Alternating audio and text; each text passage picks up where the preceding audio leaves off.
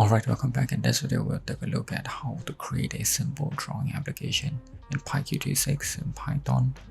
This will allow the user to paint using their mouse, and we will also allow the user to change the color as well as to save their final work to a JPEG file. So to start, I've just created some starter code here that I have already imported all of the widgets and classes we will need. And I've also created the main window with a fixed size and a window title, as well as to execute the application to run it. And you can find this starter code in the GitHub link in the description below. So if we run this application, it just gives us a simple window with a fixed size of 400 by 400. So the first thing that we need to do is to have a way to display pixels at certain points that we want to the user. And the way that we do that is by using a QPixmap, which essentially creates a bitmap that we can then draw points and lines and circles on, for example.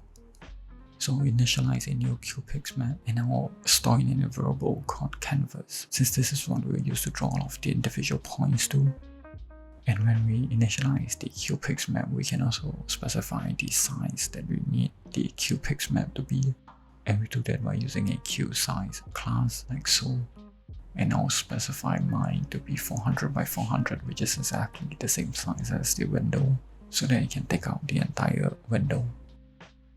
And we will also need to set the background color of our QPixmap, which we can do by using canvas.fill, which is a method that takes in a QColor object. So initialize a QColor object within this fill method. And we can specify any color, for example, a hex code, which you can get from any color picker. But in this case, I just want to use the color white, which we can specify it as a string or a hex code, but I'll just specify it as a string, like so. So now that we have a canvas that we can draw onto, we now need a way to be able to draw onto that canvas. And the way that we can do that is by using a QPainter object, which we can initialize like so. And we also need to pass in the canvas, since that is what we want to paint onto. And on this painter, there are multiple methods, for example, to draw a line, or to draw a point, or to draw a polygon. And just to give an example, I'll use it to draw an ellipse. And this method expects the x and y location of the ellipse, as well as the width and height of the ellipse. So we just pass in 200 by 200 for its x and y coordinates, and 100 by 100 for its width and height. When we are using this painter object, we also need to use painter.end once we have finished drawing onto our canvas. But if we run our application now, the ellipse is nowhere within our application. And that's because although we have created the bitmap and we have drawn onto it, we need to set it to a widget within our application to actually display it to the user. And we can, for example, set this bitmap to the icon of our application or as the icon of a push button. But since we just want the user to be able to see the entire pixmap, what I'll do is to just create a label as the widget that I'll set the pixmap on. And the useful thing about using a label here is that we can use the setPixmap method on the label to set the pixmap of our label to the canvas that we have created, so the user can actually see it. And then I'll just set the central widget of our entire application to that label, so that it takes up the entire size of our application. And if we run our application now, we can see that now that we have created the label and set the pixmap of the label to our canvas here, we can see our ellipse within our application. And you're unrestricted to using just a label. You can, for example, use this bitmap image as the icon of a push button, for example. Alright, and before we look at how we can use mouse events to actually display points wherever the user has clicked on within our application, we will look at how we can customize, for example, the stroke or the color of our ellipse here. And the way that we do that is we first need to initialize a QPen object. And then we can use the setColor method, for example, and this expects a QColor object. I'll just initialize it with a hex code of a blue color. And we can then use that pen by using painter.setPen, so that is what will be used to draw our ellipse. And now the outline of our ellipse is now that same blue color. And this whole concept of a pen is similar to setting the stroke in a program, for example like Photoshop. To be able to set the outline of a circle, for example, we can change the style, the color, as well as the thickness of that stroke. And those are all things that we can do with this pen object.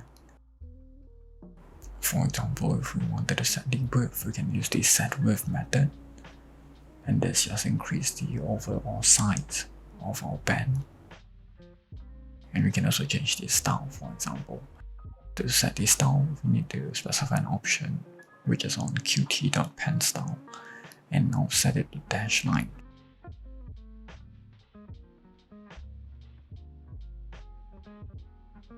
We can also set the cap style of our pen. For example, if we want it to be rounded, which you can specify the option using qt.penCapStyle, and I'll specify it as a round cap. And that just makes the outline rounded. And you can find all of the possible options and view their comparisons on the PyQt6 documentation for the QPen, which I'll leave in the link in the description below.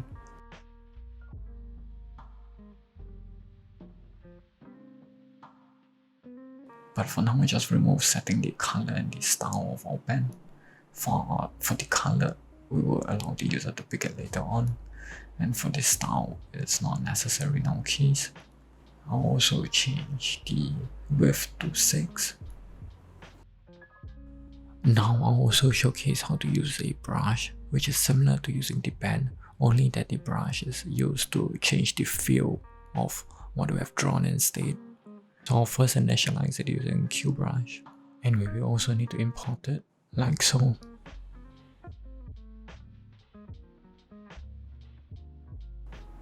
I'll then set the color to a QColor object.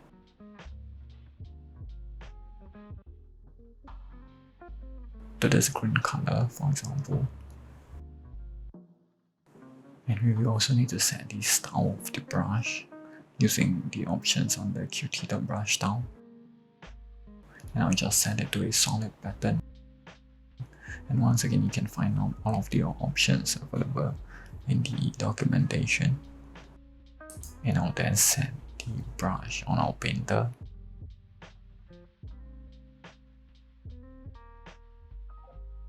And this just fills our ellipse. So this is similar to using the fill on Photoshop, for example. But in our case, we just want to draw simple lines and dots to display what the user is painting, so we don't need a brush. So I'll remove it. Alright, the last step that we have here is to be able to receive mouse events so that we can draw where the user clicks and drags on within our application.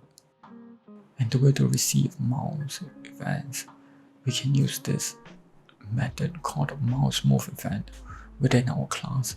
And this is a method that will be called whenever the user clicks on and drags their mouse within our application. So since this is a method that will be automatically called for us, you need to make sure that you use the same exact name. And whenever the application automatically calls this method, it will also pass an event object as an argument. And this event comes in the form of the QMouse event, which has the position method that we can use to be able to know which are the coordinates that the user has clicked on within our application. So I'll just print out the position of the X and Y coordinates.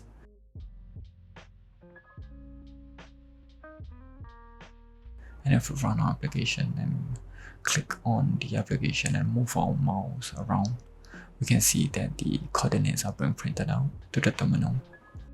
So what I'll do is to first store that position in a variable. And so now what I want to do is to draw a point within the mouse move event whenever it has been executed. So I'll change the draw ellipse to a draw a point, and I'll move it within this mouse move event method, since it is called whenever the user clicks on and moves their mouse within our application. And here we do run into a problem where we are unable to access the canvas variable, and that's because it is only defined within our initialization method, so we can't access it outside of that scope. So the way that we can fix this is by setting it as an attribute to each instance of our main window object, which you can do by using self.canvas, and this allows us to access it anywhere within our main window class. And we also need to be able to access the pen, to be able to set the pen, so I'll do the same as well.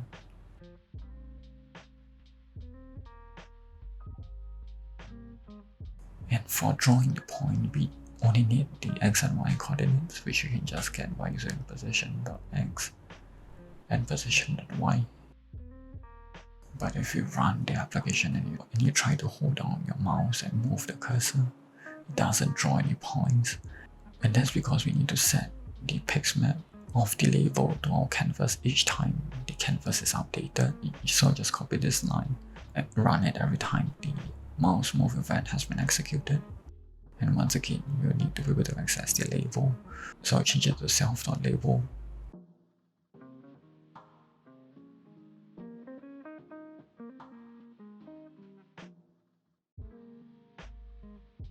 And if we run the application now, we are able to draw something. But the problem here is that if you try and draw faster, since we are just drawing dots, the spaces between all of the dots become visible, and that just isn't smooth. So the way that we can fix this is to draw a line between each point the user clicks on, so that there won't be any gaps between the points. And the way that I'll approach this is to first set an attribute on our class, which I'll call self.previous_point, and I'll set it to none, since there isn't any previous point when we initially run our application. And then I'll check if there is a previous point. And if there is a previous point, I will use painter.drawLine.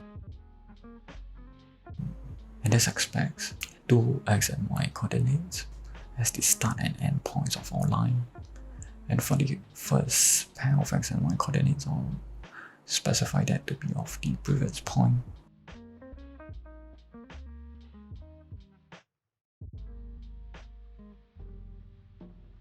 And for the second pair, I'll specify that to be of our current point.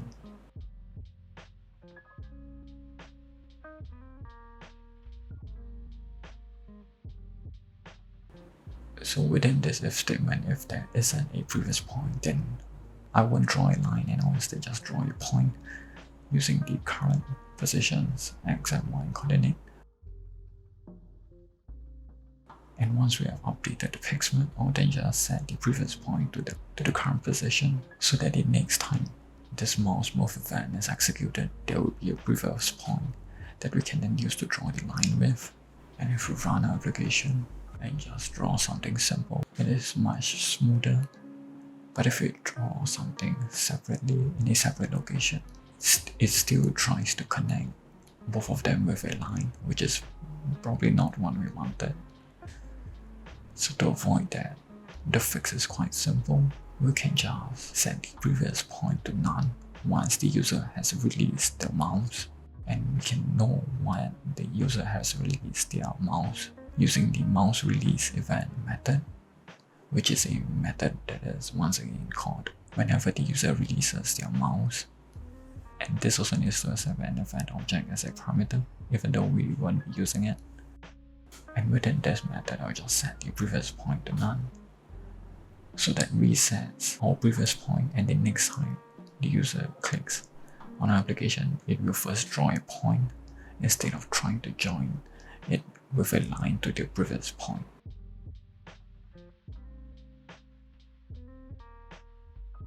Alright, so now that we have the basic functionalities of our painting application, we will see how we can add a simple toolbar that allows the user to change the color as well as to save their final work. So I'll first work on creating a toolbar that has a button which allows them to change the color by launching a color dialog to change the color of their pen. So I'll create a toolbar using the QToolbar class, and that expects a title, which can be anything. I'll just specify as a string of toolbar, and then within our class we can add the toolbar using the add toolbar method, and this toolbar essentially is what appears at the top of our application. So within this toolbar, I want a button that allows the user to change the color, and the way that we create different actions within our toolbars is using the QAction class. So I'll specify mine to be a color action, and this QAction class expects a title as the first argument, and this is what is the label of our button here. And it also expects the parent, which I'll just pass as self.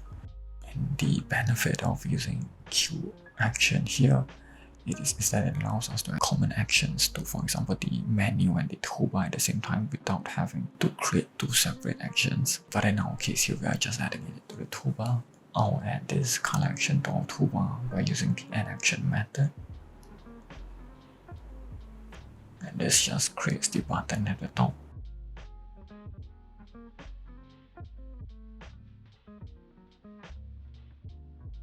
And to be able to know when the user has clicked on this action, we can use signal and slots, which is something that I've explored entirely on its own in a separate video within this tutorial series. But essentially what we'll need to do is to use color action dot triggered, which is the signal that we are listening to, and then we need to connect it to a method. So whenever this signal has been dispatched, this method will automatically be called for us. And I'll create this method over here. I'll call it change color. And for now, I just print out something to the terminal. And I'll specify it within the connect method as the slot that I want to be executed whenever the color action has been triggered. And so now this is executed whenever the user clicks on that button.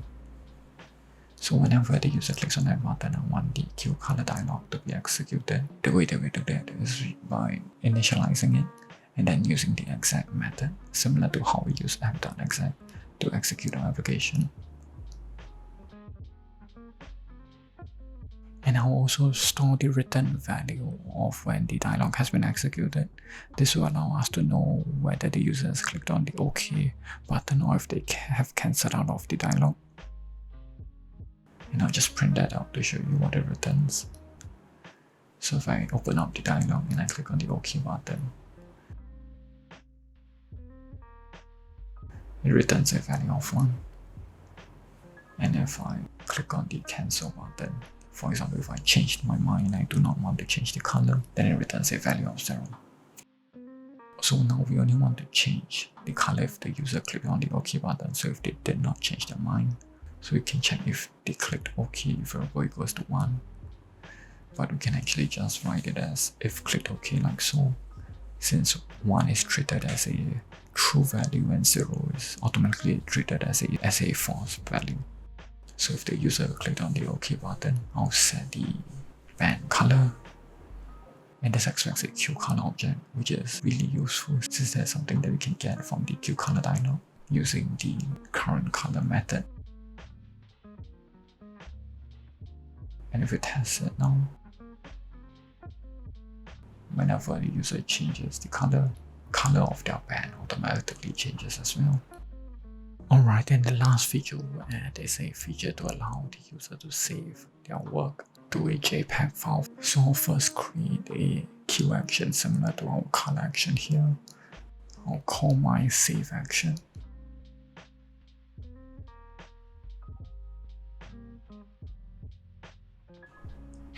And I'll connect it to an event handler, which is a method I'll create below.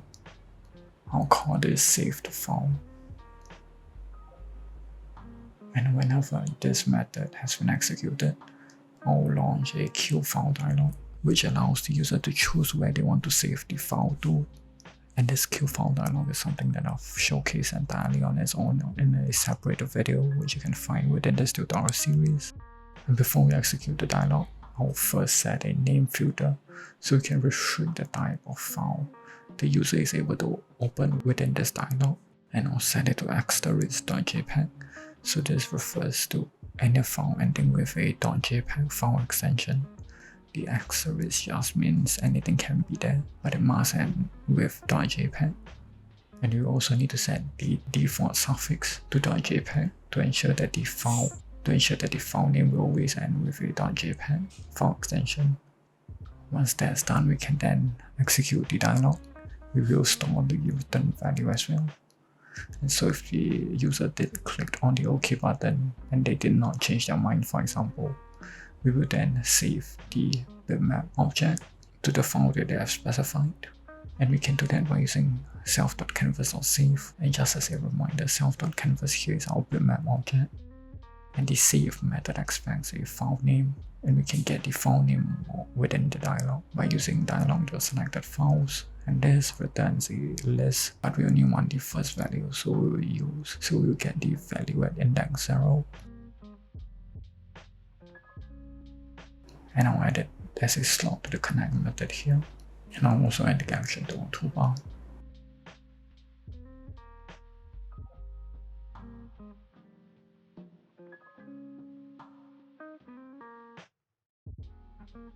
So if we test out our application now, if we draw something and save it to a file,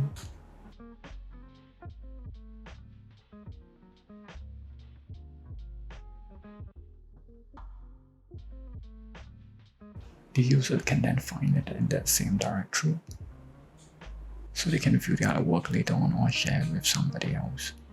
And we now have a basic painting application in PyQt6 using Python. There are definitely more ways you can customize it. For example, to add an input dialog to let the user change the width of the pen, or to, for example, draw an ellipse instead of lines and points whenever the user clicks on the canvas. So feel free to experiment with different ideas. And that's all for this video. If this video has helped you, or if you've enjoyed this video, please consider possibly liking this video or subscribing to my channel to see more such content.